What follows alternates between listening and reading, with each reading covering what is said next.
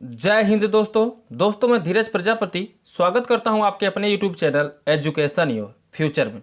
तो दोस्तों इस वीडियो में मैं आपके लिए लेके आया हूं गद्यांश पर आधारित प्रश्न उत्तर। ठीक है दोस्तों, गद्यांश पर आधारित प्रश्न मैं लेके यहाँ पे आया हूँ जो आपके एग्जाम में 6 नंबर का पूछा जाएगा। तो दोस्तों यहाँ से 2 क्वेश्चन आपके एग्जाम में दिया रहेगा। देखिए ये प्रश्न नंबर आपका तीसरा आएगा। ठीक है, एग्जाम में तीसरा प्रश्न होगा। तीसरे प्रश्न से आपके 2 प्रश्न आएंगे क और ख करके, जिसमें से सिर्फ आपको एक करने के लिए बोला रहेगा। सिर्फ आपको एक करना है यहाँ पे प्रश्न को सॉल्व, और 6 नंबर का आपका यहाँ से प्रश्न आने वाला है। ठीक है, तो मैं 2 प्रश्न कराने वाला हूँ दोस्तों इस वीडियो में। यदि आप दोनों को तैयार कर लेते हो तो मैं इसकी गारंटी लेता हूँ कि आपके एग्जाम में इससे बाहर प्रश्न नहीं आएगा। ठीक है दोस्तों, सिर्फ 2 क्वेश्चन मैं यहाँ पे कराऊंगा, दोनों को आपको क्या करना है, तैयार कर लेना है। ठीक है, और ध्यान दीजिए दोस्तों प्रश्न किस प्रकार से आएगा। देखिए गद्यांश दिया रहेगा, गद्यांश देकर उसके नीचे 3 प्रश्न दिया रहेगा। ठीक है, उन्हीं तीनों प्रश्नों को आपको क्या करना होगा, उत्तर देना होगा। ठीक है, तीनों प्रश्न जो होंगे वो 2+2+2 के रूप में होंगे। ठीक है, एक प्रश्न करेंगे 2 नंबर, दोनों का तीनों हल कर देंगे तो आपका 6 नंबर वहां से मिलने वाला है। ठीक है, चलिए मैं प्रश्न को यहाँ पे सॉल्व कराता हूँ। और दोस्तों यदि आप चैनल पर नए हो तो चैनल को सब्सक्राइब जरूर कर दें और साथ में बेल आइकन को भी प्रेस कर दीजिए, क्योंकि दोस्तों आपके इस चैनल पर मोस्ट इंपॉर्टेंट क्वेश्चन कराए जा रहे हैं, वो भी ऑल सब्जेक्ट के। तो आप इससे जुड़ जाइए इस चैनल से और इसका पूरा लाभ उठाइए। ठीक है, चलिए दोस्तों हम आगे अब क्वेश्चन की तरफ चलते हैं, देखते हैं क्वेश्चन में क्या बोला है और इसको किस प्रकार से आपको अपने एग्जाम में लिखना है। ठीक है, ध्यान दीजिए। देखिए प्रश्न नंबर 3 का होगा, 3 नंबर प्रश्न होगा, जिसमें से ये आपका 6 नंबर का होगा और 2 प्रश्न बोलेगा, इसमें से आपको एक करना है। ठीक है, देखिए प्रश्न कैसे होगा। कुसंग का ज्वार सबसे भयानक होता है, यह केवल नीति और सद्वृत्ति का ही नहीं नाश करता बल्कि बुद्धि का भी क्षय करता है। किसी युवा पुरुष की संगत यदि बुरी होगी तो वह उसके पैरों में बंधी चक्की के समान होगी, जो उसे दिन दिन अवनति के गड्ढे में गिराती जाएगी, और यदि अच्छी होगी तो सहारा देने वाले बाहु के समान होगी, जो उसे निरंतर उन्नत की ओर उठाती जाएगी। ठीक है, तो दोस्तों प्रश्न कुछ इस प्रकार से, आपका गद्यांश आपके एग्जाम में कुछ इस प्रकार से दिया रहेगा। अब गद्यांश देकर, और ध्यान दीजिएगा दोस्तों, ये जो गद्यांश दिया रहेगा इसमें कहीं ना कहीं अंडरलाइन किया रहेगा। ठीक है, या तो पूरा नीचे से लाइन बना रहेगा। ठीक है, से नीचे लाइन खींचा रहेगा। ठीक है, रेखा खींचा रहेगा पहले से ही। ठीक है, अब जहां तक खींचा रहेगा ये प्रश्न के ऊपर निर्भर करता है कहां तक खींचेगा। फिलहाल इस प्रश्न में पूरे शुरू से लेकर लास्ट तक क्या है दोस्तों, रेखा खींची गई है। ठीक है, तो ध्यान दीजिएगा दोस्तों, प्रश्न कुछ इसी प्रकार से रहेगा। अब समझिएगा प्रश्न, यहां से 3 प्रश्न होगा। प्रत्येक गद्यांश में आपको 3 प्रश्न दिया रहेगा नीचे। ठीक है, तो ध्यान दीजिए, पहला जो प्रश्न होगा वो प्रस्तुत गद्यांश का संदर्भ लिखने के लिए बोलेगा। संदर्भ लिखने के लिए बोल देगा, या संदर्भ न बोलकर गद्यांश के पाठ और लेखक का नाम लिखने के बोल सकता है। ठीक है, दोनों याद रखिएगा। प्रश्न नंबर जो अ आएगा उसमें आपसे संदर्भ लिखने के लिए बोल देगा गद्यांश का, या तो गद्यांश का पाठ और लेखक का नाम लिखने के लिए बोलेगा। ठीक है, दूसरा जो प्रश्न होगा, रेखांकित अंशों की व्याख्या कीजिए। अभी मैंने आपसे क्या बोला कि जो प्रश्न में जो दिया रहेगा उसमें रेखा दिया रहेगा। ठीक है, तो रेखांकित जितना किया रहेगा उतना ही का आपको आंसर देना होगा। ठीक है, इसमें पूरा रेखांकित किया गया है, पूरे को आपको आंसर देना होगा। अभी जब हम आंसर लिखाएंगे उस पर, अभी तो ये प्रश्न है। ठीक है, उसमें देखिएगा। ठीक है, देखिए नंबर 3 प्रश्न होगा स। देखिए स में 3 प्रश्न दिया है, लेकिन यहाँ पे 3 प्रश्न 4 प्रश्न नहीं देगा, सिर्फ आपके एग्जाम में 3 प्रश्न आएगा। अब इसमें से कौन सा देगा ये मैं सभी करा दे रहा हूँ, इसको आप तभी तैयार रखिएगा। एग्जाम में क्या पूछ लेगा ये कंफर्म नहीं है। ठीक है, देखिए स का पहला है, युवा पुरुष की संगत के बारे में क्या कहा गया है। ठीक है, दूसरा प्रश्न दे दिया स में, अच्छी संगत से होने वाले लाभों को उदाहरण देकर समझाइए। तीसरा प्रश्न बोल दिया है, कुसंग का क्या प्रभाव होता है। फिर देखिए तीसरे में यदि यह नहीं बोलेगा तो फिर या करके बोल देगा, कुसंग का प्रभाव व्यक्ति के जीवन पर किस प्रकार पड़ता है, या बोल देगा युवा पुरुष की संगत यदि बुरी होगी तो उसका क्या परिणाम होगा। ठीक है, तो कुछ इस प्रकार से आपके प्रश्न आपके एग्जाम में आएंगे गद्यांश देकर। ठीक है, 3 प्रश्न जरूर आएगा अ ब स करके। ठीक है, तो ध्यान दीजिएगा। अब पहले हम अ को हल करेंगे, क्या, गद्यांश। ठीक है, गद्यांश का हम क्या लिखेंगे, संदर्भ। संदर्भ लिखिए, या तो उस पाठ और लेखक का नाम लिखकर वहां प्रश्न आएगा आपके एग्जाम में। तो चलिए पहले संदर्भ को लिख देते हैं। गद्यांश के नीचे आपको संदर्भ लिखना ही होगा, ठीक है। तो लिखिएगा अ लिखने के बाद यहां पर लिखना चाहे तो आप संदर्भ लिख दीजिएगा, अन्यथा ऐसे ही लिख दीजिएगा हेडिंग डाल के ठीक है। स्केच डाल के और लिखना शुरू कर दीजिएगा। देखिए, प्रस्तुत गद्यांश आचार्य रामचंद्र शुक्ल द्वारा लिखित हमारे पाठ्य पुस्तक हिंदी के गद्य खंड में संकलित मित्रता नामक निबंध से लिया गया है या पाठ से लिया गया है, ठीक है। आपसे सिर्फ बोलेगा पाठ या लेखक का नाम लिखने बोलेगा, या तो आपसे बोल देगा कि क्या संदर्भ लिखिए, ठीक है। तो दोनों इसी प्रकार से लिखा जाएगा, दोनों का आंसर एक ही होगा, इसी प्रकार से आप लिख दीजिएगा, ठीक है। चलिए, ये तो रहा अ का आंसर।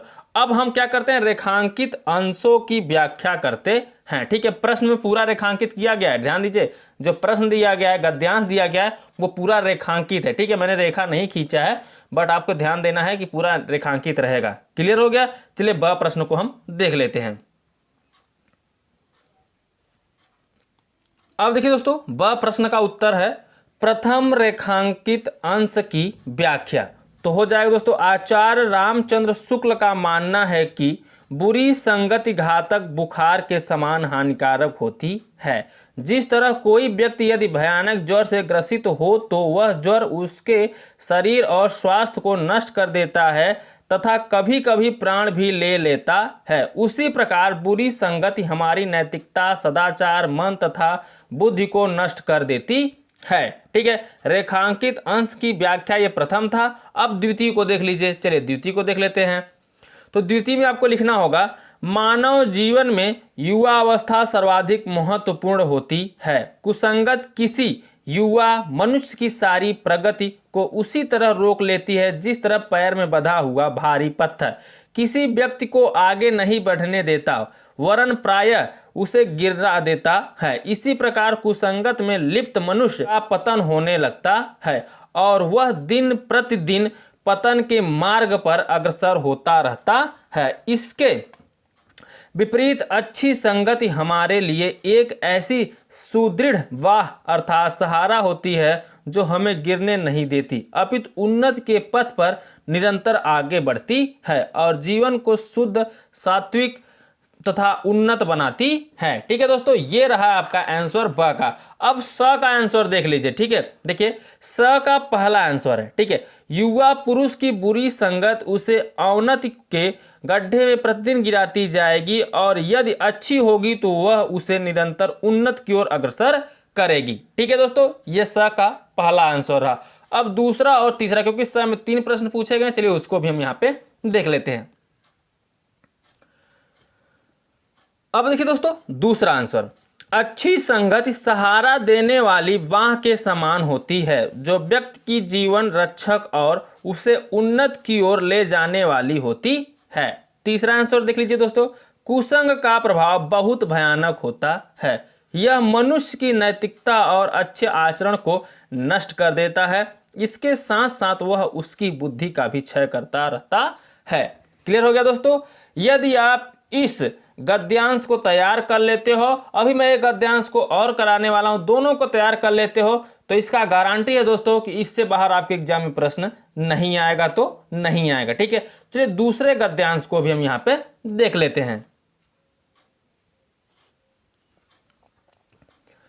अब देखिए दोस्तों, गद्यांश नंबर 2, सिर्फ मैं 2 ही गद्यांश कराने वाला हूं, दोनों को आपको तैयार करना होगा, ठीक है। देखिए, पहला गद्यांश यहां पे मैंने करा दिया। दूसरा देखिए, आज विज्ञान मनुष्यों के हाथों में अद्भुत और अतुल शक्ति दे रहा है।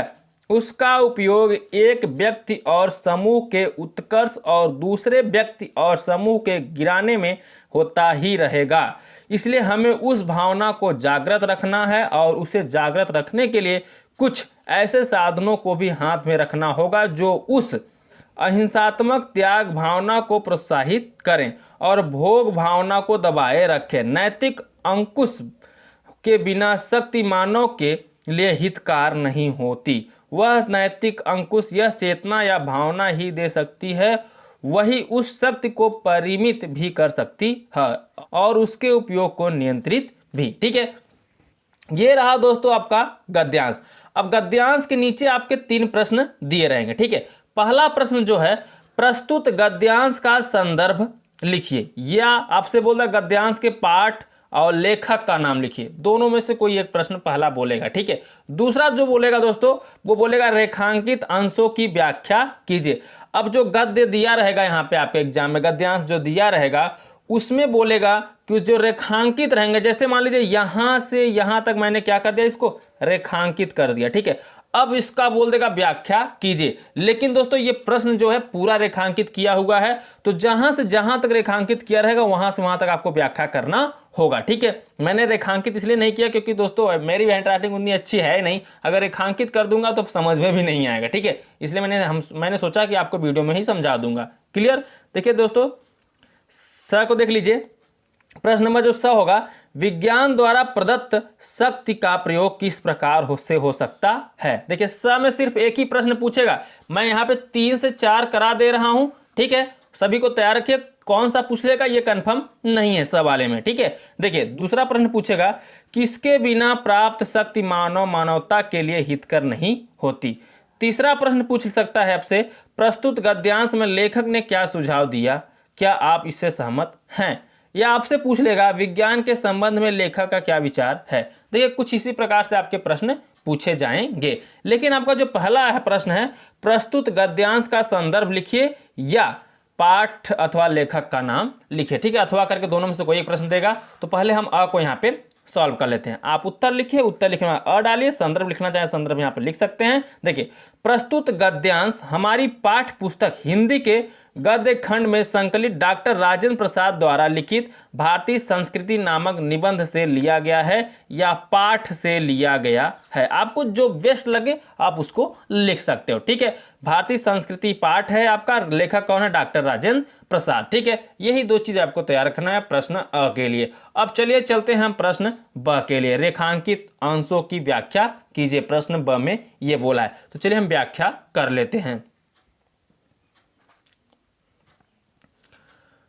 अब देखिए दोस्तों प्रश्न नंबर ब को हम यहां पे उत्तर देते हैं। प्रश्न नंबर ब का उत्तर हम यहां पे लिखते हैं। देखिए प्रथम रेखांकित, यहां पर रहेगा प्रथम रेखांकित अंश की व्याख्या। तो प्रस्तुत गद्यांश या गद्य अंश में लेखक कह रहा है कि वर्तमान युग विज्ञान की उन्नति का युग है।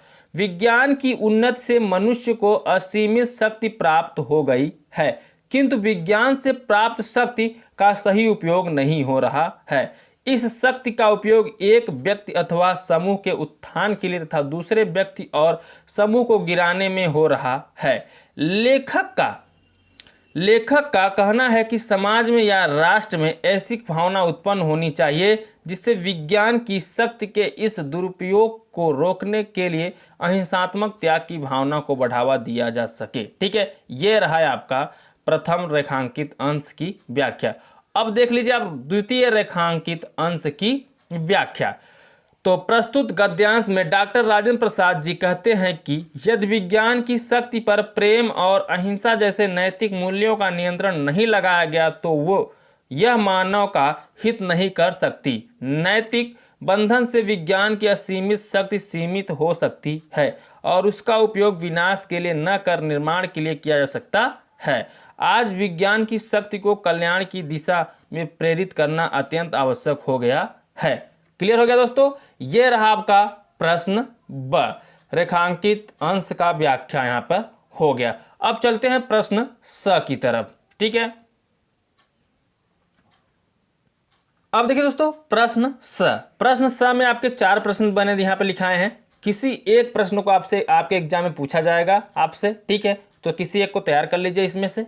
देखिए पहला प्रश्न आपका, विज्ञान के द्वारा प्रदत्त अतुलनीय शक्ति का उपयोग एक समूह और व्यक्ति के उत्थान तथा दूसरे समूह और व्यक्ति का पतन करने के लिए हो सकता है। इस शक्ति का प्रयोग अहिंसात्मक त्याग की भावना से किया जाना चाहिए, ठीक है। ये पहले प्रश्न का आपका उत्तर हो गया, स के पहले प्रश्न का। अब स के दूसरे प्रश्न को के उत्तर को देख लीजिए। नैतिकता के अंकुश के बिना प्राप्त शक्ति मानव और मानवता के लिए हितकारी नहीं होती, यदि यही उस असीमित शक्ति को सीमित कर सकती है और उसके दुरुपयोग को नियंत्रण भी कर सकती है। देखिए तीसरे का आंसर देखिए दोस्तों, प्रस्तुत गद्यांश में लेखक ने विज्ञान की संहारक नीति को नियंत्रित करने का सुझाव दिया है तथा इसके नियंत्रण के लिए अहिंसा से परिपूर्ण त्याग की भावना को आवश्यक बताया है। मैं लेखक के इस कथन से 100% सहमत हूँ। ठीक है, कितना बोला है? 100% सहमत हूँ। देखिए दोस्तों, अब लास्ट पॉइंट है स के चौथे का आंसर देख लीजिए। विज्ञान के संबंध में लेखक का विचार है कि उसने मनुष्य के हाथों में अद्भुत और अतुल शक्ति दी है। इस शक्ति का उपयोग व्यक्ति और समूह के उत्कर्ष के लिए किया जाना चाहिए। इसके लिए व्यक्ति को अपने अंदर अहिंसा त्याग की भावना को प्रोत्साहित करना चाहिए। ठीक है दोस्तों, तो दोस्तों इस वीडियो में बस इतना ही। मुझे कमेंट करके बताइए कि आपको ये प्रश्न का उत्तर मालूम था या नहीं, आपको ये गद्यांश याद है या नहीं है। ठीक है, मुझे कमेंट करके बताइए कि आपने इसको पढ़ा था या नहीं पढ़ा था। ठीक है, मैं आपके कमेंट का वेट करूंगा। ठीक है दोस्तों, वीडियो पसंद आया हो तो वीडियो को लाइक कर दीजिएगा। चैनल पर आप नए हो तो चैनल को सब्सक्राइब कर दीजिएगा और साथ में बेल आइकन को प्रेस करना मत भूलिएगा। दोस्तों बेल आइकन को प्रेस करने से आपको ये फायदा होगा कि जो भी वीडियो मैं जब भी अपलोड करूंगा तुरंत उसका नोटिफिकेशन आपके पास पहुंचेगा। ठीक है, तो चलिए दोस्तों, अब हम आपसे मिलते हैं अगले वीडियो में ऐसे ही मोस्ट इंपॉर्टेंट क्वेश्चनों एंड टॉपिकों के साथ। तब तक के लिए बाय बाय, जय हिंद, जय भारत।